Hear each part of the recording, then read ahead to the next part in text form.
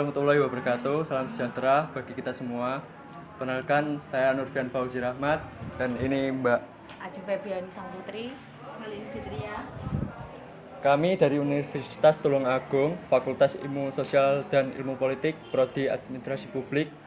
Kami ingin bertanya sedikit mengenai pandemi COVID serta bansos dan bagaimana pembentukan kebijakannya. Dan di sebelah kita sudah ada Bapak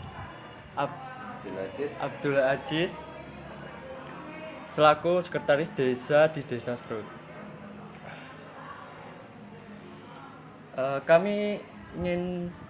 Kita tahu seluruh dunia tak terkecuali negara kita dilanda pandemi COVID-19 hampir 1,5 tahun.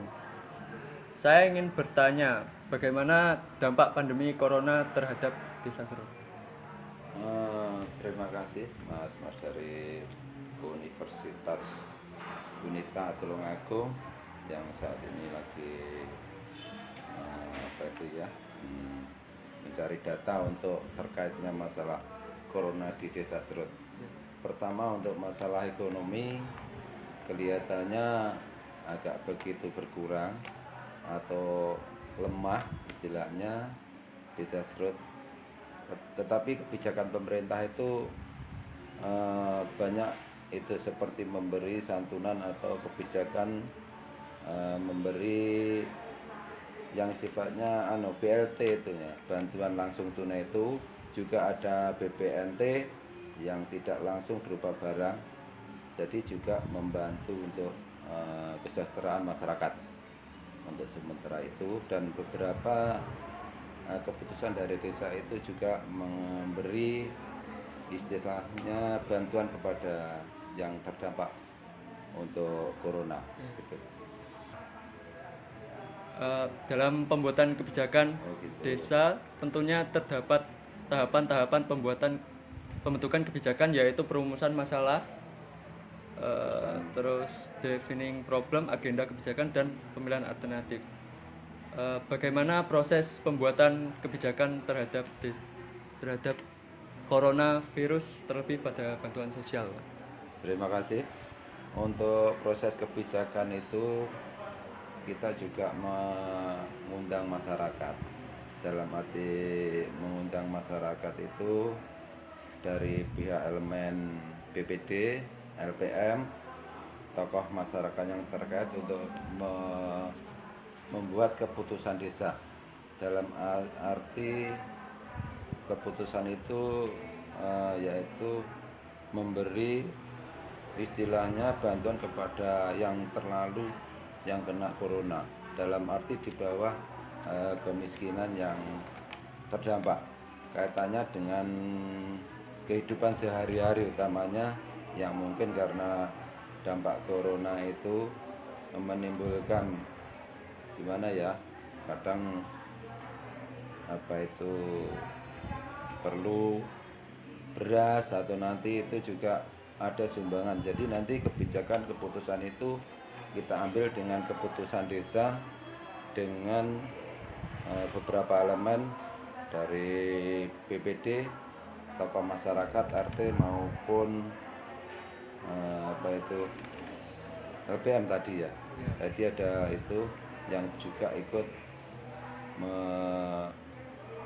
mengambil kebijakan atau membuat peraturan desa bersama terkait dengan mau memutuskan bantuan kepada masyarakat yang terdampak corona. Lalu, bantuan apa saja yang diberikan pemerintah kepada warga di Desa Serut? Berupa juga bantuan berupa tunai langsung BLT itu, kedua juga berupa sembako, juga bantuan itu juga berupa seperti pakaian-pakaian yang sifatnya sederhana. Jadi ya seperti itu, karena terkait dengan keuangan desa yang minim, karena selain dari PLTDD itu juga dengan pendapatan asli desa Jadi dengan aturan-aturan itu kita nanti mengambilnya tidak begitu banyak karena banyak pos-pos yang harus diselesaikan untuk masalah pembangunan di desa ini. Jadi nanti sedikit sekali untuk yang terdampak itu untuk diberi bantuan. Jadi seminimal mungkin yang bisa diberikan. Yang sudah terlalu istilahnya begitu ya. Apa yang menjadi syarat penerima bansos? Beberapa kriteria yang bisa menerima bansos itu yaitu utamanya itu yang minimal itu rumahnya lantainya masih tanah, rumah gede, kadang juga pendapatannya itu di bawah minimum sekali. Jadi itu ada beberapa kriteria yang harus menerima. Jadi utamanya yang janda tua tidak punya keluarga itu pasti diutamakan untuk menerima. Begitu. Sebelum kebijakan bantuan sosial dibuat, apa ada alternatif kebijakan lain terkait corona dan bantuan sosial di desa ini? Untuk alternatif saya kira kok tidak ada ya, cuma adanya tidak begitu banyak. Alternatif lain kira-kira ya paling apa ya, dari dinas sosial biasanya yang ada kalau itu, karena kita itu melakukan bantuan itu perlu beberapa istilahnya rapat-rapat, karena uangnya negara itu kan tidak orang pemerintah itu kan tidak bisa langsung harus melalui prosedur. Jadi nanti kira-kira yang menerima siapa, yang perlu dibantu siapa itu nanti perlu klasifikasi kategori dari beberapa keadaan orang tersebut.